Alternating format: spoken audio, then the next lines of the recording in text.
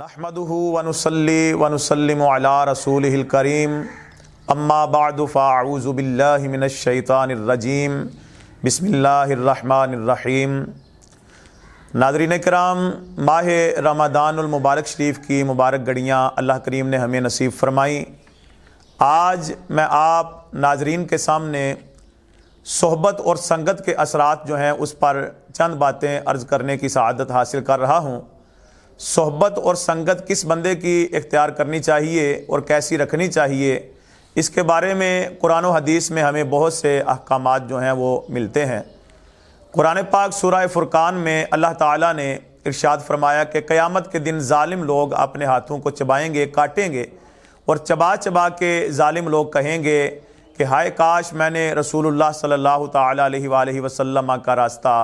مضبوطی سے تھاما ہوتا اور اس کو نہ چھوڑا ہوتا۔ اور دوسرے نمبر پر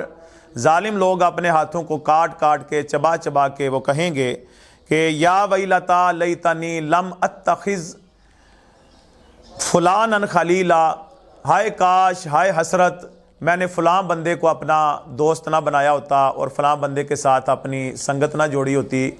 اور فلاں بندے کے ساتھ میں نے صحبت اس کی اختیار نہ کی ہوتی کہ اس نے مجھے اللہ کے ذکر سے غافل کر دیا، اللہ کے دین سے غافل کر دیا۔ تو قیامت کے دن اس صحبت کی وجہ سے اور بری سنگت کی وجہ سے لوگ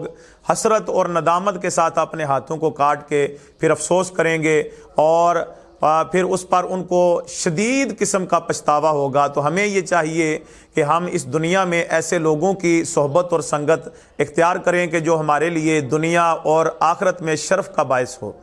نبی پاک صلی اللہ علیہ وآلہ وسلم نے فرمایا کہ بری صحبت سے بچو، برا ہم نشین اپنا نہ بناؤ، کسی برے کے پاس نہ بیٹھا کرو کہ تم اسی کی وجہ سے پہچانے جاؤ گے۔ اور یہ ایک مشہور بات ہے اور حقیقت میں یہی ہے کہ بندہ اپنے دوست کے ذریعے سے ہی پہچانا جاتا ہے۔ حدیث پاک میں بھی ایسا ہی ہمیں فرمان نبی پاک صلی اللہ علیہ وسلم کا ملتا ہے کہ آقا علیہ السلام نے فرمایا کہ دوست کے دین پر ہوتا ہے۔ تو بندہ اپنے دوست کے ذریعے سے، سنگت کے ذریعے، صحبت کے ذریعے پہچانا جاتا ہے کہ جیسی اس کی سنگت ہوگی یقیناً یہ سنگت اختیار کرنے والا بھی ویسی ہی طبیعت اور فطرت رکھنے والا ہوگا۔ اب دیکھیں حضرت ابو حذیفہ رضی اللہ تعالیٰ عنہ، آپ فرماتے ہیں کہ نبی پاک صلی اللہ علیہ وآلہ وسلم نے ارشاد فرمایا کہ ایک تو بڑے لوگوں کے پاس بیٹھا کرو، اپنے سے جو بڑی عمر کے لوگ ہیں ان کے پاس بیٹھا کرو کہ جنہوں نے زندگی کی تلخیاں جو ہیں وہ دنیا کی تلخیاں ان کو دیکھا ہے اور جو اس حوالے سے تجربہ رکھتے ہیں۔ تو آقا علیہ السلام نے فرمایا بڑے لوگوں کے پاس بیٹھا کرو۔ اور دوسرے نمبر پر آقا علیہ السلام نے فرمایا کہ علماء کرام سے باتیں پوچھا کرو۔ اور تیسرے نمبر پر فرمایا آقا علیہ السلام نے کہ حکمت والے لوگوں سے میل جول اپنی رکھا کرو۔ جو حکمت والے ہیں، جو ہر اچھائی برائی کی تمیز رکھتے ہیں اور حکمتوں کو جاننے والے ہیں، آقا علیہ السلام نے فرمایا ان کے ساتھ تم نے اپنا میل جول رکھنا ہے اور علماء کرام سے تم نے باتیں پوچھنی ہے کہ جب حکمت والوں سے تم میل جول رکھو گے تو انشاءاللہ ان کے اس میل جول کی برکت سے تمہیں معرفت خداوندی بھی حاصل ہوگی اور دنیا و آخرت کی حقیقت بھی تمہیں معلوم ہوگی۔ اسی طرح نبی پاک صلی اللہ علیہ وآلہ وسلم سے ایک مرتبہ پوچھا گیا کہ یا رسول اللہ صلی اللہ تعالی علیہ وسلم، ہمیں کیسے لوگوں کے ساتھ بیٹھنا چاہیے، کیسے لوگوں کی صحبت اختیار کرنی چاہیے، کیسے لوگوں کی سنگت اختیار کرنی چاہیے، کیسا اپنا دوست بنانا چاہیے؟ تو نبی پاک صلی اللہ علیہ وآلہ وسلم نے فرمایا کہ ایسے بندے کو اپنا دوست بناؤ کہ اگر تم دین کے معاملے میں اللہ کا ذکر کرنے لگو، دین کے معاملے میں چلنے لگو، دین کے احکامات پر عمل کرنے لگو، تو آقا علیہ السلام نے فرمایا کہ پھر وہ تمہارا مددگار ثابت ہو، تمہاری مدد کرے، تمہارا معاون بن جائے، تمہارے ساتھ ساتھی بن جائے کہ میرا دوست اللہ کے دین کے راستے پر چل رہا ہے تو میں اس کا مددگار بن جاؤں۔ تو فرمایا ایسے کو دوست بناؤ کہ اگر تم اللہ کا ذکر کرو تو تمہاری مدد کرے۔ اور پھر فرمایا کہ ایسے کو اپنا دوست بناؤ کہ اگر تم کسی لمحے، کسی موقع پر اللہ کے ذکر سے غفلت برتنے لگو اور غافل ہونے لگو تو وہ دوست تمہارا تمہیں یاد کرا دے اور تمہارے اس معاملے میں مدد کرے کہ یار تو بھول رہا ہے، دین کا راستہ چھوڑ رہا ہے، اللہ کے ذکر کا راستہ چھوڑ رہا ہے۔ اگر تم بھولنے لگو تو میرے نبی نے فرمایا ایسا دوست بناؤ کہ وہ تمہیں یاد کرا دے۔ تو اس لیے ناظرین کرام، ہمیں ایسے لوگوں کی صحبت اختیار کرنی چاہیے، اللہ والوں کے پاس بیٹھنا چاہیے اور علماء کرام کے پاس بیٹھنا چاہیے کہ جن سے ہمیں دین کا علم بھی ہمیں حاصل ہو، دین کی باتیں بھی ہمیں ملیں اور دین کی حکمتیں بھی ہمیں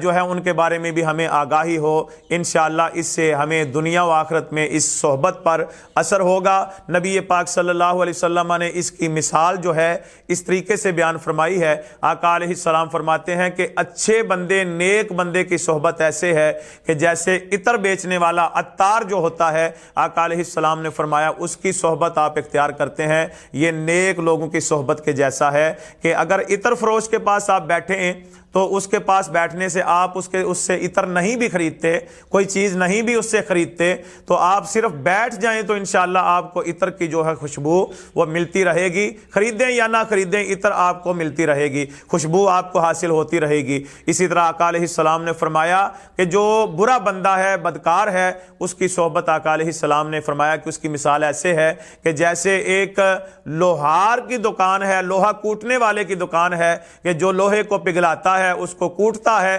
آقا علیہ السلام نے فرمایا کہ آپ اس کے پاس بیٹھیں، اس سے کچھ حاصل کریں یا نہ کریں، اگر آپ اس کے پاس بیٹھیں گے تو وہ چنگاریاں جو اڑیں گی لوہے کی وہ آپ کے کپڑوں کو ضرور جلائیں گی اور نقصان پہنچائیں گی۔ تو اس لیے ہمیشہ اچھے لوگوں کی صحبت اختیار کریں، اچھے لوگوں کے پاس بیٹھیں، علماء کی مجلس اختیار کریں، اللہ والوں کے پاس بیٹھیں۔ انشاءاللہ